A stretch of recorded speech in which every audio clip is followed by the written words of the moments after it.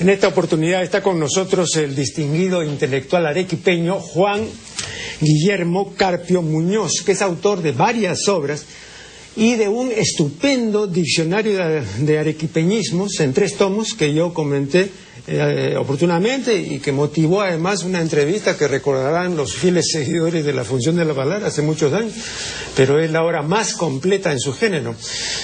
Bueno, y tiene una serie de otros méritos y calificaciones. Mi invitado, no voy a enumerarlos porque sería no solo demasiado largo, sino además innecesario.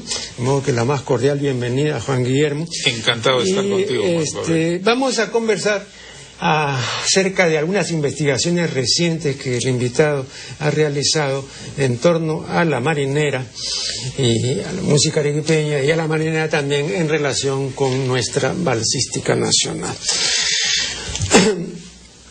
Don José Gálvez decía que la marinera es una dama de gran predicamento y de complicada historia, y acerca de la cual decía no se podría escribir una biografía estrictamente histórica.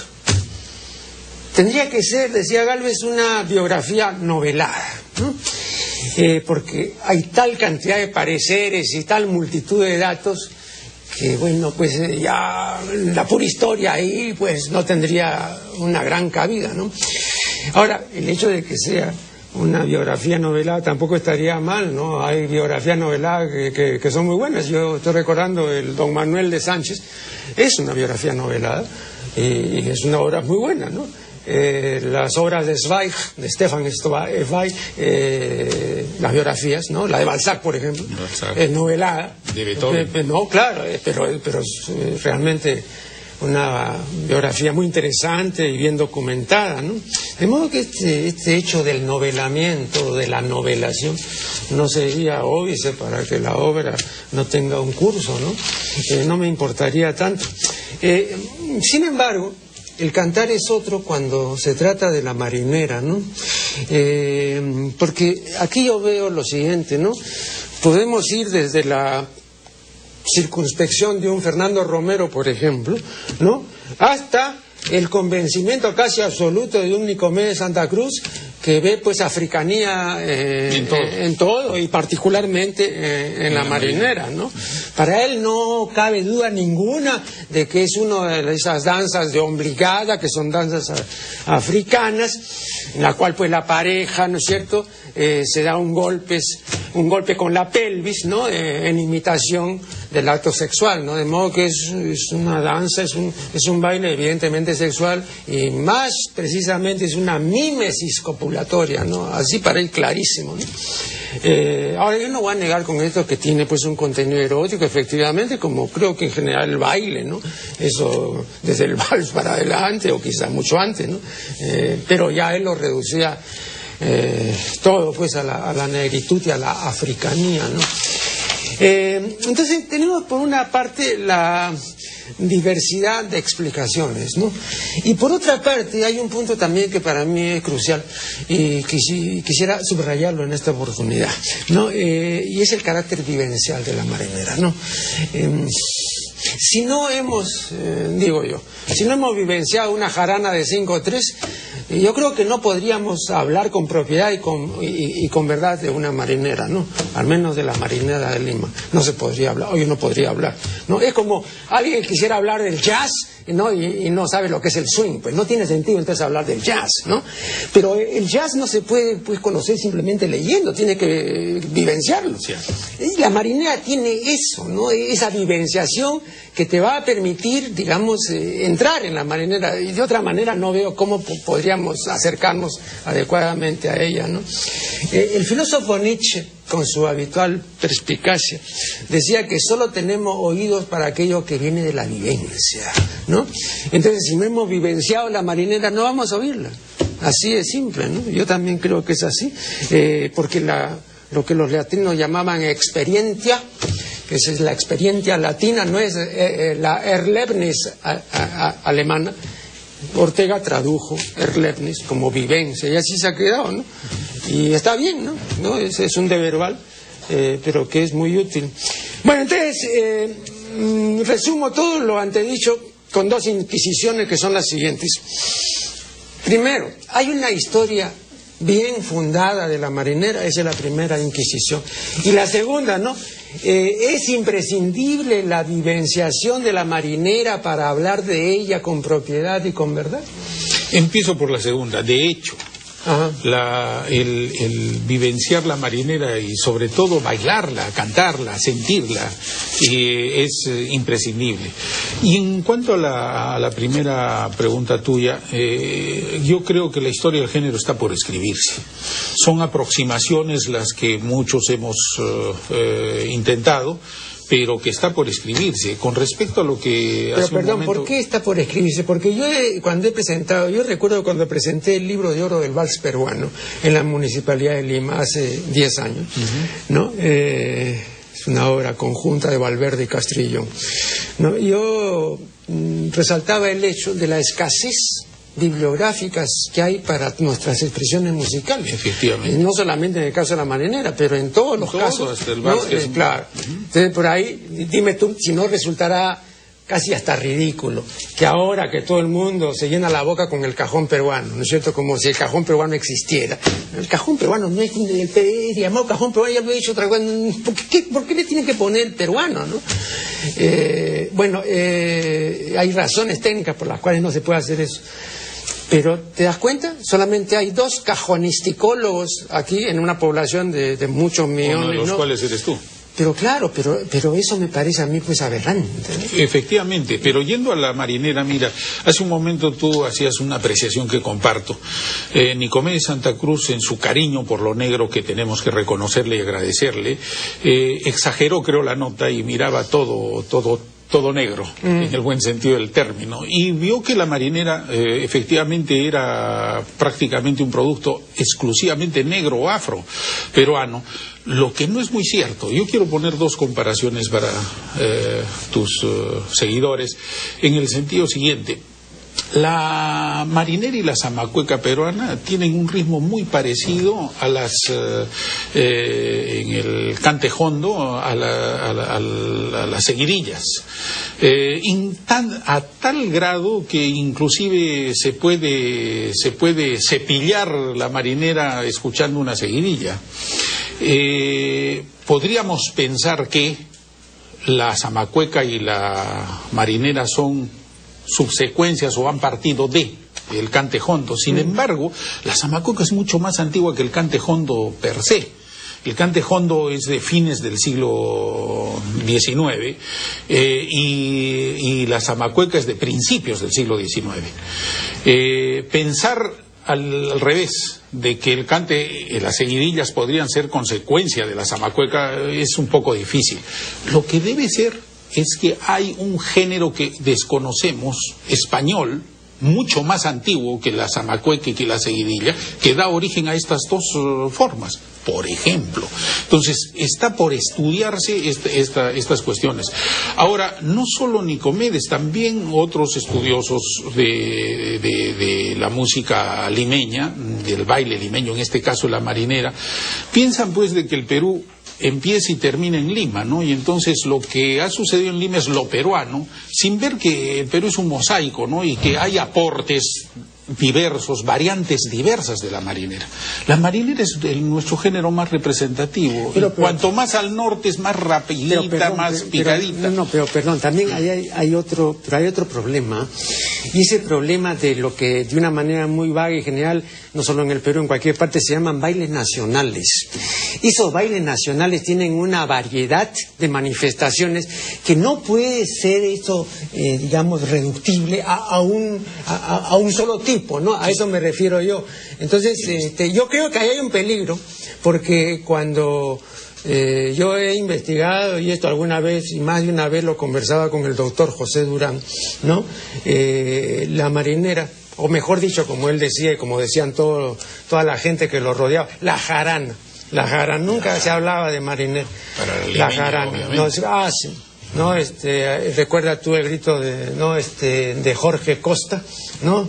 Ahora viene la jarana y tiene que ser limeña, porque la gente peruana solo con jarana, esa jarana es de Lima, pero fuera de Lima puede tener otras manifestaciones, pero lo que se quería rescatar y lo que me decía Durán es que eso es cenacular, eso no puede ser baile nacional. Entonces a eso voy yo, ¿no? Cuando se quiere presentar la Marinera del Norte, ahora en los concursos y todo eso, creo que hay una falsificación y hay mucho turismo en eso. ¿No? Bueno, hay muchísimo. En principio hay mucha. Este género, la marinera, tiene muchas variantes en el Perú. Después vamos a verlo porque me están indicando el primer corte. Continuamos este diálogo con el doctor Carpio Muñoz. ¿Cuáles eran las variantes de la marinera en Arequipa?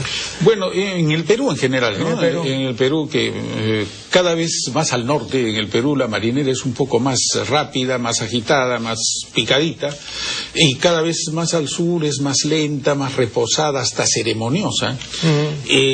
Capítulo aparte merece la marinera limeña, obviamente la versión más elegante, con mayor donaire, con mayor gracia. Para bailar marinera limeña hay que tener mucha gracia, ¿no? Cualquiera no puede hacerlo. Entonces, todas estas variantes de la marinera que deben haberse generado en la época de la zamacueca también. Las zamacuecas, recordemos, tenían diversos nombres, ¿no? Mozamala, tondero, maicito, baile del pañuelo, baile de la tierra, resbalosa, polca de cajón, etcétera. Debió haber sido también esas variantes. En Arequipa, primero diremos, el mejor estudioso que conozco yo, no sé, es un argentino de la zamacueca, ¿no? Carlos Vega, claro, el folclorólogo, con su obra La Zamacueca de 1977, bueno. Pero que él no creía en la africanía. Él no, de ninguna forma, y eso es muy discutible. Bueno, entonces, él señala que la zamacueca debió originarse aproximadamente en tiempos de la independencia peruana. Hablamos décadas 1820, 1830. Y de ahí, cosa curiosa, las tropas que llegaron con San Martín a la independencia del Perú, cuando regresaron a sus tierras, tanto a Chile y Argentina, se llevaron la zamacueca y la convirtieron en sus patrias luego en samba en Argentina y cueca en Chile. José Gálvez justamente decía a propósito de eso que la zamacueca perdió la cabeza en Chile, porque se convirtió en cueca. Bueno, ¿cuándo regresa la zamacueca al Perú? Increíblemente regresa cuando en la época restauradora, 1839, 38-39, cuando Chile declara la guerra a la Confederación Perú-Boliviana. Y regresa también con tropas. Y estas tropas traen la cueca chilena y la aristocracia limeña, que miraba con desdén la zamacueca, que era popular y que era vista como una grosería, como un intento sexual en el baile, de revivir el acto sexual en el baile, etcétera, recién se da cuenta de este género y le llama la cueca chilena. Y se pone de moda la cueca chilena y con ese nombre se queda hasta la época de la guerra con Chile, ya la guerra del Pacífico. Ya con la chilena, ¿no? Con la chilena, que pierde la cueca y la chilena. Pero la chilena se llamaba básicamente en Lima. Y en otras zonas del país se llamaba la mozamala, la resbalosa, el tondero y todos los nombres que hemos recordado. Pues bien, dicen que se llamaba moza mala porque eran mozas malas las que bailaban, ¿no? Ajá, se las consideraba malas por los movimientos y variantes. Eran muy buenas. Bueno, ¿qué cosa sucede? En Arequipa, que encuentro, hay una obra que tiene un valor inconmensurable para Arequipa, que es La Noticia, la muy noble y muy leal ciudad de Arequipa, hecha por un presbítero, por un clérigo canario tinerfeño, Antonio Pereira y Ruiz, que vivió en Arequipa entre 1810 y el 16, y escribe, manuscrita, su noticia de la muy noble y muy leal, que en algo es comparable, con las distancias del caso, con Martínez Compañón y Trujillo, ¿no? Cuenta cómo es la vida en Arequipa. Inclusive... ¿También con ilustraciones? Sí, pero ilustraciones hechas por él. Martínez contrató a pintores. Claro. Él dibuja, pero más o menos. Te dibuja y te describe cómo era la vida en los salones, cómo era la vida del populacho, cómo vestía el intendente y qué sé yo. Y entre las cosas que dice, habla de la música en Arequipa, y habla de la música e inclusive transcribe al pentagrama 3 y 4 temas que recogió en Arequipa. Uno de ellos es El Moro Baile de Arequipa. Ese título le pone, el Moro Baile de Arequipa, que en realidad es un antecedente precioso de la Zamacueca y la Marinera. Es la época de baile con Y. Claro, que el Moro Baile de Arequipa, según el pentagrama de Antonio Pereira y Ruiz, ¿cómo era? Antes de conocerte ya te quería así, y así lo presagiaba la suerte mía, sí. Catay el Moro ya rescatado, dale los brazos mi alma por este lado. Literariamente y musicalmente es un antecedente precioso de la Zamacueca y la Marinera. En primer lugar el tema, en segundo lugar musicalmente es en tonalidad menor, en compás de 6/8. En tercer término repite al término de las frases el sí. Ese no sé cómo tú como lingüista me dirás, antes de conocerte ya te quería, sí. Porque así lo presagió la suerte mía, sí. Completa las frases con la expresión sí. Pero una observación, pero no es una letra popular, ¿eh? Sí. Por lo que acabas de tú. En la parte que dice Catay el Moro, otra voz. No, el Catay, bueno, cata ahí. Cata ahí, observa, claro, observa, ten presente. No, pero la letra no es popular. Es como muchas de las letras de las marineras que hay, por ejemplo, en Lima, no tienen nada de popular, ¿no? Y algunas son decididamente foráneas, como el Palmero, ¿no? Claro. Sí. Entonces, no me refiero a eso porque no es un producto, por lo menos la letra, ¿no? Pero mira, por ejemplo, el dale los brazos mi alma por ese lado, hasta la fecha en la marinera arequipeña el jaleo de la marinera arequipeña es dale mi alma, que los dávalos inmortalizan en Natividad del Alma y en el montonero arequipeño. Dale mi alma, hasta la fecha ese es el grito de guerra en la marinera popular. Aquí hay una marinera en Lima, por ejemplo, que se llama Una copa de veneno. ¿Y qué cosa es la copa de veneno? Es una copa de amor. ¿Quién dijo amor? ¿Por qué no dijo veneno? Porque yo desde mi tierna infancia por el amor ciego estoy padeciendo. Eso no es popular. No es popular. Entonces hay algo de eso también allá. Sí, también. Esas son letras de presbítero oculto. Pero ojo, el Moro Baile de Arequipa que recoge Pereira entre 1810 y 16, hasta donde llega mi información, es el más remoto antecedente de la marinera y la zamacueca peruanas. No conocemos otro hasta la fecha. Vega, recordemos, ubica la zamacueca en 1820, 1830, y este es de 1810 al 16. Ahora, hay otros testimonios también sobre el aporte arequipeño en el género, en la marinera. Obviamente una variante. La marinera arequipeña es distinta a la ayacuchana y distinta a la trujillana y distinta a la piurana y distinta a la limeña. Oye, pero una observación. Tampoco no hay que guiarse mucho, como alguna vez me guiaba yo, por los lugares en que se haya una manifestación musical, por ejemplo, en este caso, pero también puede ser manifestaciones de otro orden. Yo recuerdo haber visto en el Callejón de Guaylas, concretamente en algunas casonas de Yungay, por ejemplo, muebles franceses y porcelanas de la China y todo, ¿no? Y uno decía, ¿cómo? ¿Y qué hace eso de acá? ¿No? Y eran familias de mucha fortuna y todo, pero no había ninguna conexión, digamos, con el lugar. Entonces, a veces puede ser, ¿no? El hecho de haber hallado esto en Arequipa también pudo haber sido hallado pues en Huancavelica. O es que tiene algunas particularidades que tenía que ser Arequipa. No necesariamente, pero vamos al hecho de que el presbítero, que no tenía nada de arequipeño, él recoge y con el título El Moro Baile de Arequipa. Eso no nos garantiza ni que hubiera sido creada esa melodía en Arequipa, ¿no?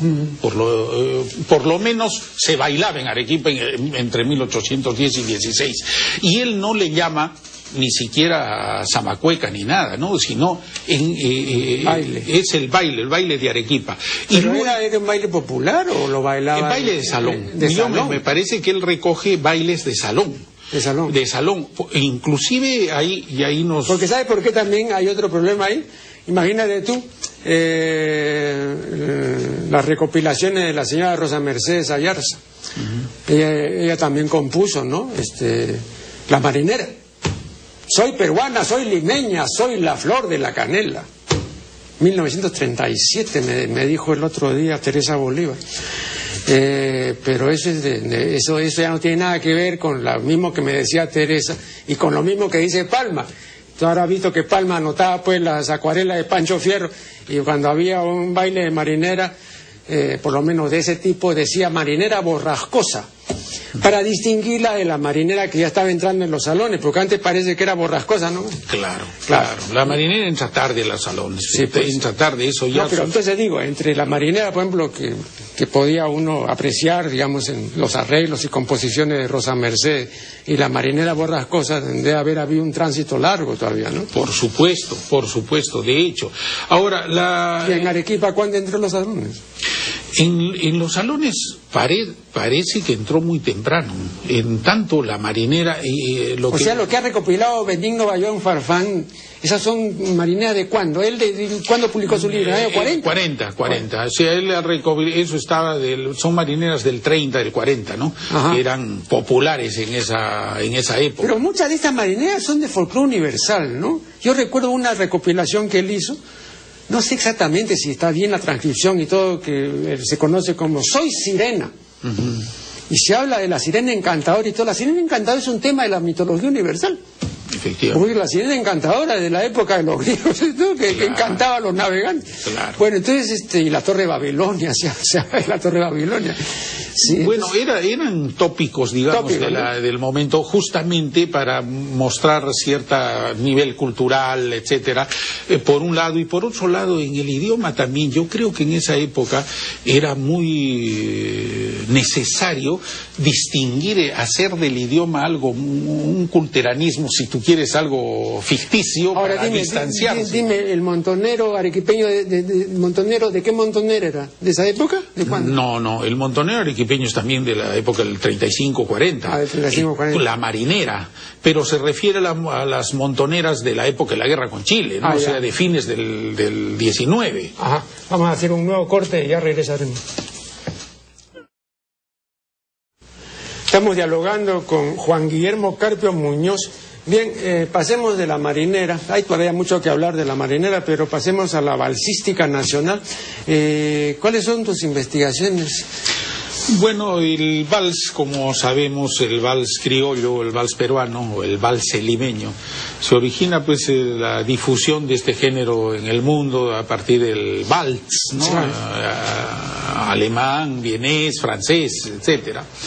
El estudio más importante que tenemos sobre el vals es el de César Santa Cruz, justamente, ¿no?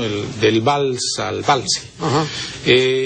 En él sostiene de que el vals llega a Lima, dice, afrancesada y romántica, en la segunda mitad del siglo XIX, o sea, de 1850 para adelante.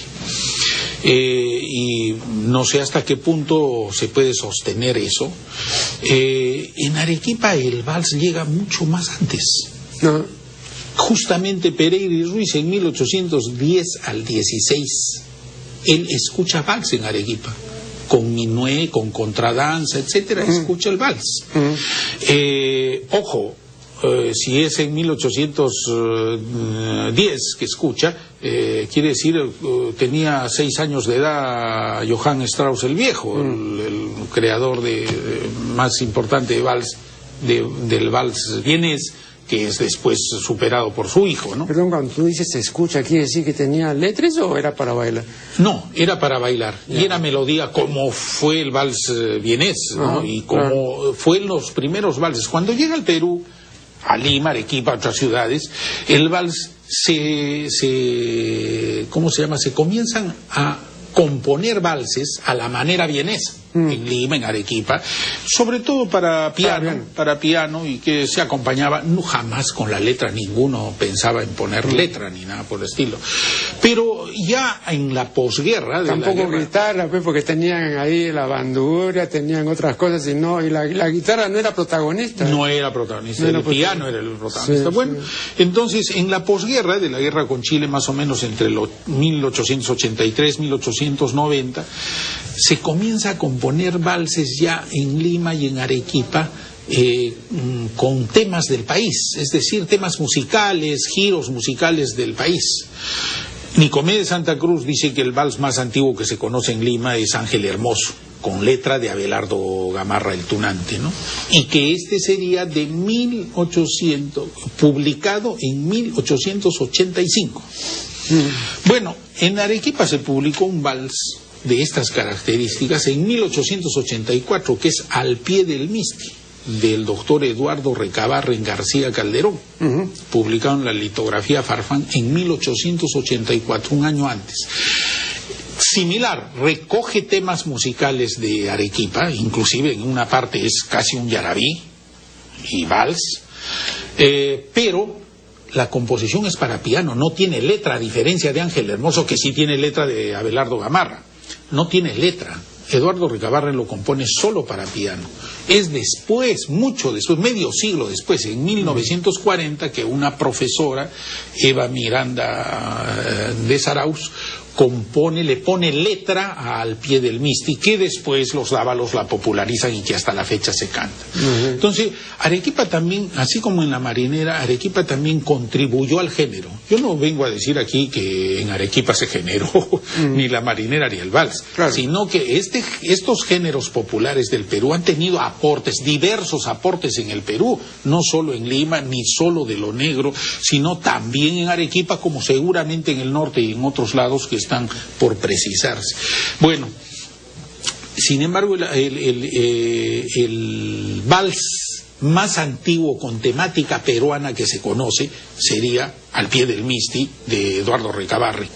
Y ojo, ese vals es el más antiguo que hasta la fecha se canta, hasta la fecha es muy popular. En Arequipa se sigue cantando popularmente el Al pie del Misti, ¿no? Ahora, tengo también en mis investigaciones, estoy haciendo... Porque también favorece pues la letra, ¿no? Es una letra de calidad. Claro. No, pues, mucho parece que está bien la música, pero tiene una letra insufrible, ¿no? Ajá. Claro. En mis trabajos estoy tratando también de revisar mucho el por qué no se saltó en Arequipa del yarabí al vals. Se estuvo a punto, Marco Aurelio. Hay yarabíes que en realidad son valses. Hay uno que es la alondra, no confundir con un vals, la alondra antiguo arequipeño o limeño que cantaba Rafael Matallana, tiene una muy buena versión. Bueno, la alondra más o menos era así, ¿no? Yo sé una historia infeliz que con triste y dulce voz al morir de una tarde entonaba un ruiseñor. Es un yarabí, ya en punto de ser vals, en transición a ser vals. Y como esos, he recogido 3 o 4 en letra y en melodía, que van a aparecer con el disco que publicaré junto con el libro. Bueno, ¿por qué no cuajó este cambio? En parte me parece que por falta de desarrollo industrial, no teníamos cómo registrar canciones. Para registrarlas, recordemos que Montes y Manrique tuvieron que hacerlo en Estados Unidos, ¿no? En 1912, ¿no? Y ojo que grabaron varios yarabíes también entre el repertorio que grabaron, pero no hubo la facilidad. Pero tampoco son ejemplares en eso. Yo creo que también ahí hay una sobrevaloración, ¿no? Una sobrevaloración, ¿no? Porque el hecho de que hayan grabado, del criollismo, ¿no? El hecho de que hayan grabado una cantidad importante de discos, yo recuerdo que uno de los que se reía un poco de la boga que hubo por entonces era Leonidas Yerobe. Dice, ahora en cada esquina hay un Montes y Manrique, ya estoy cansado ya, porque el que menos decía, fíjate, si estos cholos se han ido allá, ¿y por qué nosotros no? Acá hay mejores conjuntos. Y ya en esa época, ¿no?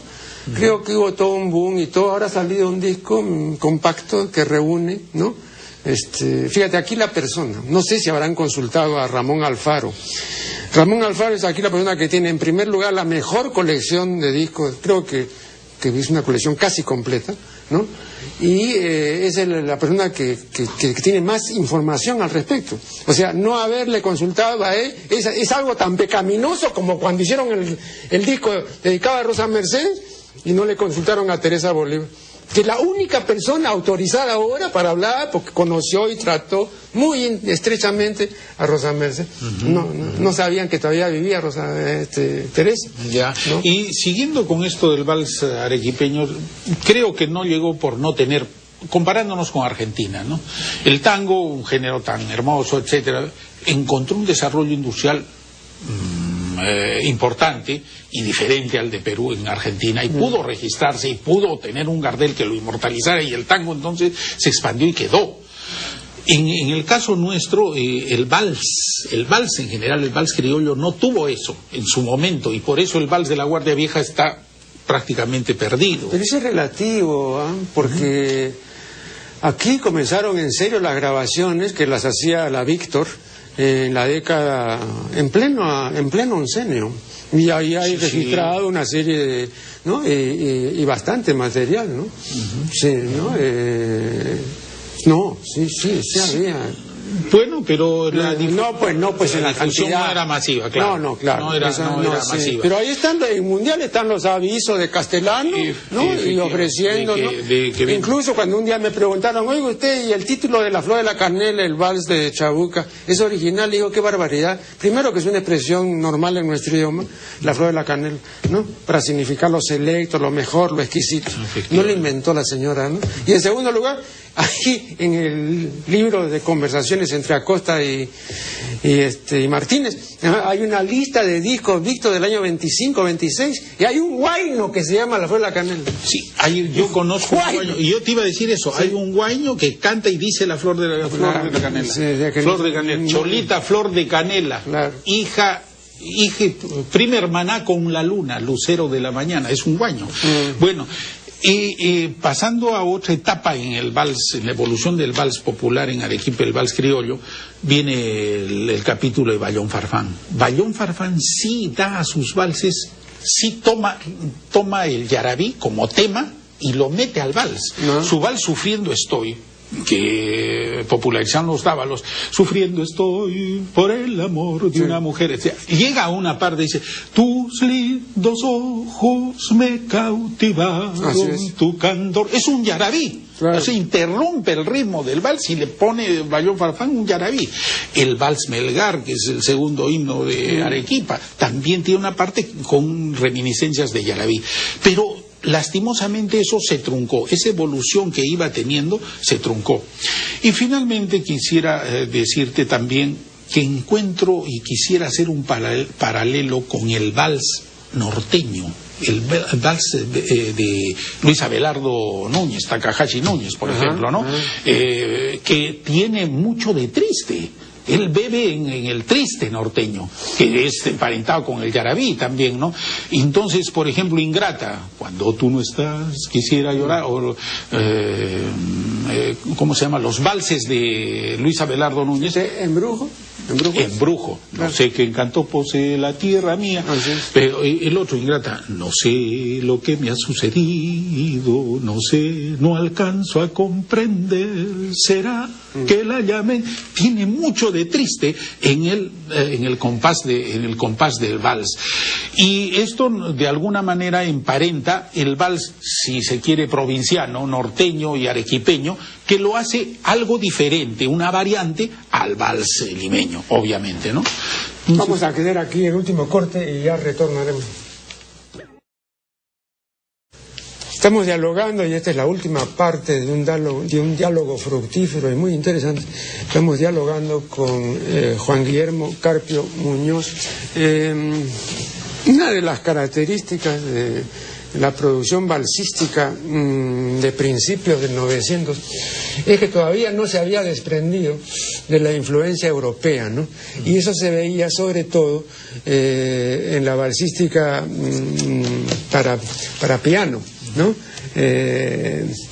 Alguna vez conversando con Pedro Durán Quevedo, me decía con mucha razón, y además me lo demostró, ¿no? Que el comienzo del vals Idolatría, este famoso vals de Óscar Molina, recuerda mucho pues el Sueño de Amor de Liszt, ¿no? Y efectivamente lo recuerda. Pero ya también por entonces, y esto se lo comuniqué a César Santa Cruz, que no lo sabía, se veía la necesidad de aligerar un poco el vals, porque esa cadencia europea, esa cosa asalonada, era muy lento para la gente que quería divertirse, que quería bailar, ¿no es cierto? Hay ciertas cosas que todavía conservan esa cosa un poco lenta. Trata de bailar La Flor de la Canela, que no es antiguo, no se puede bailar porque no es para bailar, no puedes escuchar, pero trata de poder bailar Idolatría, que no es para bailar. No, ninguno de esos grandes valses antiguos es para bailar. Pero yo le dije, hay un vals, le decía yo a César Santa Cruz, que ya en esa época se veía, en la época de Caramanduca, ¿no? Se veía la necesidad, porque en la década del 20 o antes, me parece, Caramanduca presentó pues en el teatro una serie de composiciones con nuestra música. Fue una producción bien interesante para el momento. Era un tipo de mucha iniciativa y todo, muy pendenciero y problemático, pero era un tipo interesante. Bueno, y entonces yo le decía, ya se veía en esa época la necesidad de aligerar esto y de moverlo. Y le voy a decir una cosa, hay un vals de Romualdo Alba, que además fue un gran compositor, y los inéditos de Alba están en la sala de investigación de la Biblioteca Nacional y nadie ha ido a consultar eso. La policía van a despachar los inéditos. Hay un vals de Romualdo Alba que se llama De Lima a la Gloria, y la única persona que tocaba entre nosotros ese vals era Filomeno Ormeño. Es un vals que tiene como 7, 8 partes, ¿no? Muy bonito. ¿Y cómo comienza el vals? Con una estilización de marinera. ¿Y cómo termina? Con una fuga de resbalosa. Es que ya se sentía la necesidad. Pasaron muchos años y eso está grabado, ¿eh? Hay una grabación en un vinilo de 10 pulgadas del Virrey que se publicó en el año 58. Lo sé perfectamente. Yo tontamente perdí el vinilo por creer que todavía había. Me demoré, cuando ya fui, había volado. Bueno, y eso todavía está a 25 años de la innovación, entre comillas, que hicieron en el Club Nocturno Embassy, que acaba de inaugurarse, el año 48 se inauguró, en la Plaza San Martín. Yolanda Vigil, la peruana, y Francisco Monserrat.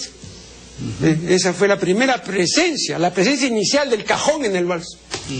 Muy importante lo que estás diciendo, porque mira, me hace pensar en lo siguiente. No sé si el vals vienes originalmente fue escrito para ser bailado. Jamás se le puso letra, no tenía letra, era música, era una melodía para ser bailada. Llega acá y el vals criollo, lo primero es para ser cantado y bailado. Y por supuesto, el vals vienes resulta pues muy lento, muy para baile de salón. En cambio, para bailar en piso de tierra, en callejón, en una reunión popular, etcétera, el vals se comenzó a hacer mucho más picadito, ¿no? Mucho más agitado.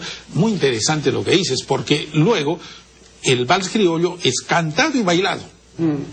Y era inimaginable hacerlo solo para ser bailado. Y finalmente, la observación que haces en el sentido de que necesitaban hacerlo mucho más rápido. Claro, pero también hay un aspecto puramente comercial, ¿eh? Y yo recuerdo, por ejemplo, que las primeras grabaciones, que las conocí, además porque los conocí, de Ormeño y Luis de la Cuba, eran sin contrabajo y sin cajón. Y eran las mejores. Y luego la misma fábrica de discos dijo, no, pero hay que hacer algo más picadito, más movido. Le pusieron el cajón y le pusieron el contrabajo. Y más adelante le pusieron también trompeta. Y es otra cosa, ¿no? El vals popular tradicional en Arequipa no es para ser bailado. ¿No? Es para ser escuchado. Es cantado. Y nosotros, ¿qué decimos en Arequipa? Es un vals romántico. Es un vals mucho más lento. No es para ser bailado, es para ser escuchado. Y los valses de Sixto Recabarren, los valses de Rodríguez Olcay, etcétera, son para ser escuchados, ¿no? Y degustados y apreciados, pero no para ser bailados. Variante del vals. Y nosotros distinguimos el vals romántico, decimos al vals arequipeño, y el vals criollo, el picadito para bailar, que es el limeño, ¿no? Más... Una observación también que me parece pertinente, porque no solo concierne a la música de Arequipa, sino en general a todas las manifestaciones propias de nuestro acervo musical, ¿no? Y yo noto cada vez más, y además noto con preocupación porque es irreversible, ¿no? Comienzo a citar a ciertos conjuntos o ciertas grabaciones o ciertas realizaciones de gente que fue, ¿no?, generalmente ya hace mucho tiempo, etcétera, y luego no han surgido cosas equivalentes, ¿no? Entonces, te lo voy a decir pues, porque tú eres ahí la autoridad en música arequipeña. Yo no soy la autoridad, pero tengo algún conocimiento. En los últimos 50 años, yo he oído solamente 2 veces cantar bien el yarabí, y no puedo creer pues que solamente 2 veces se puede. La primera vez fue con los payadores mistianos, ¿no? Que a mí me parecía excepcional. Y la segunda vez cuando conocí a los hermanos Portugal, uno de los cuales el otro día me decía Raúl García que ha muerto, de repente también ya el otro se va, no sé, hace muchos años.